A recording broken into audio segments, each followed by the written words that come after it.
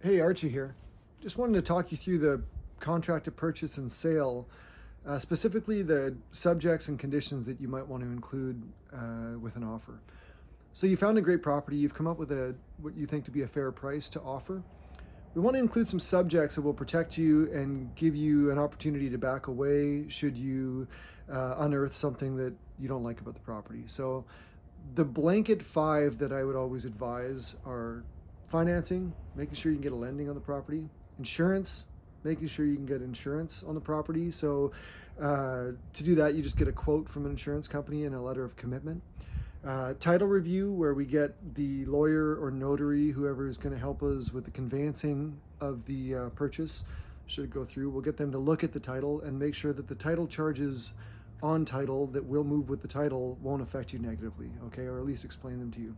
Home inspection, there are some great home inspectors here in the Valley, and they will provide us with a really comprehensive report the night that they do the inspection, which is great. So even if you know you're buying an older house with with a lot of work to be done, it's nice to have that home inspection, if only for a deficiency list and a hit list of things you're going to need to attend to soon. The fifth one is municipal file review. That's when your realtor will go into the municipal office, look through the file on your house and make sure there's no red flags, make sure there's no building permits that are left wide open, or anything like that. Sometimes there's blueprints to the house if it's a newer house. It's a really valuable thing. So we'll go in there, we'll document that and then share that with you.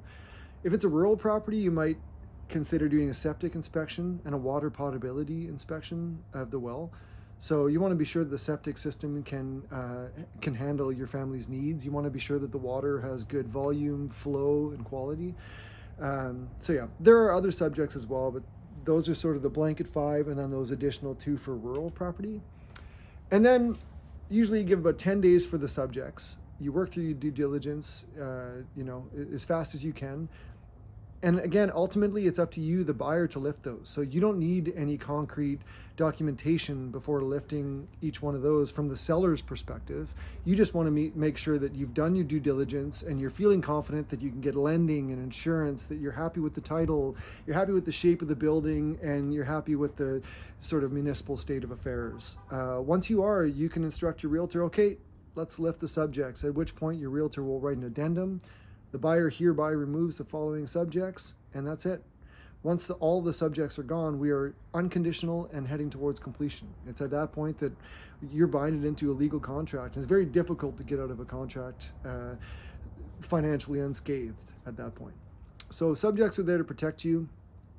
In a hot market where people are competing for houses, unfortunately, it's the offers with less subjects or no subjects that are looked at favorably by sellers, because hey, they sign a piece of paper and they've sold their house, right? They don't have to be exposed to that 10 days of wondering if everything's going to be okay for the buyer. So hopefully that helps demystify things for you in terms of subjects.